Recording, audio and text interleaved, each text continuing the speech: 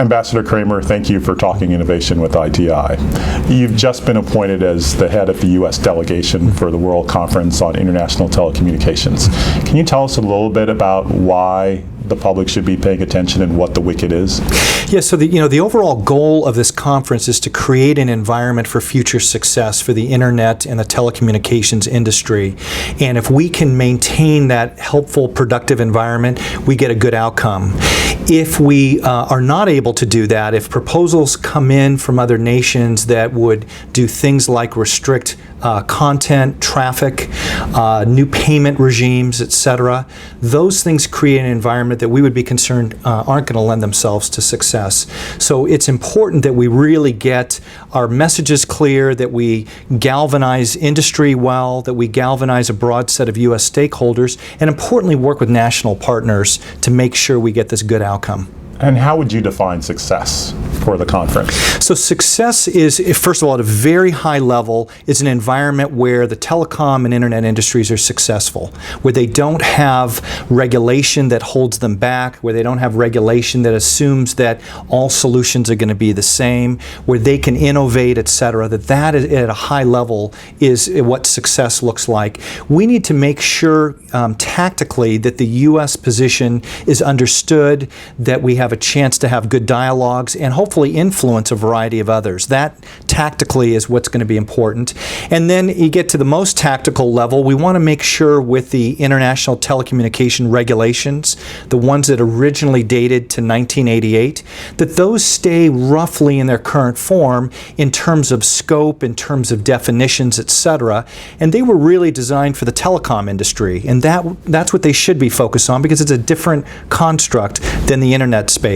So making sure we kind of adhere to that core focus of the ITRs would be the most tactical objective. You mentioned the United States position and making sure it's well understood. Has the U.S. position been defined? And if you could say at a high level what that position is. The U.S. position is really to keep the ITRs from 1988 in their broad sense applicable, that the definitions of telecommunications remains the same, the voluntary nature of the regulations, that they stay the same, and then also to make sure, and we're going to put this in our submission, that our vision is clear, that we see a vibrant telecommunications industry today in mobile and fixed broadband. We see a vibrant internet set of industries and innovation, and that success needs to continue in the future, and that success is based on organic innovation, a distributed nature. It's one where multi-stakeholder organizations are in the best position to think about what needs to be common across boundaries. That is all going to be part of what our submission is, and then that will begin a process of other proposals coming in and some negotiations. What can stakeholders and the public do generally to be helpful to the United States in your role? Yeah. So thank you for asking that. First of all, appreciate that. There are two things. One is we need to make sure we have the best knowledge, insights, case examples of what success looks like. So we're not just being philosophical about what this world looks like in the future, but we can point to examples. So examples, that I've used in the last few days, Brazil and all the broadband development that they've done, Kenya with their mobile industry and mobile banking solutions and undersea cables that have driven costs down, Ghana, which has got a vibrant internet and telecom industries.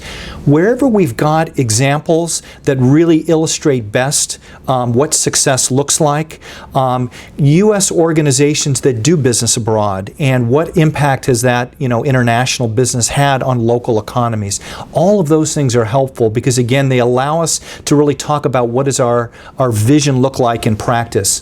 The second thing that is going to be helpful is to have a variety of touch points throughout the world helping communicate these points of view. So it isn't just a view coming from Washington, but it's a view coming from individuals, coming from companies, coming from national regulators, all that says we do share a common vision of what success looks like, and let's make sure we drive to closure on that. There have been discussions about differing proposals from the developing world versus the developed world. You mentioned Brazil and Ghana earlier. How do we ensure that the wicket doesn't break into a debate between the haves and the have-not? How do we avoid that? Yeah, so part of it is, again, sharing this vision. And the vision is that you want the internet to be free, because there have been proposals that have been intimated that would control content, that would control routing of traffic, that in essence could provide a framework for censorship that we fundamentally do not agree with. There have been proposals that would potentially suggest transfer pricing mechanisms, where people that are sending content could be charged for people that are in a receiving end to receive free of charge.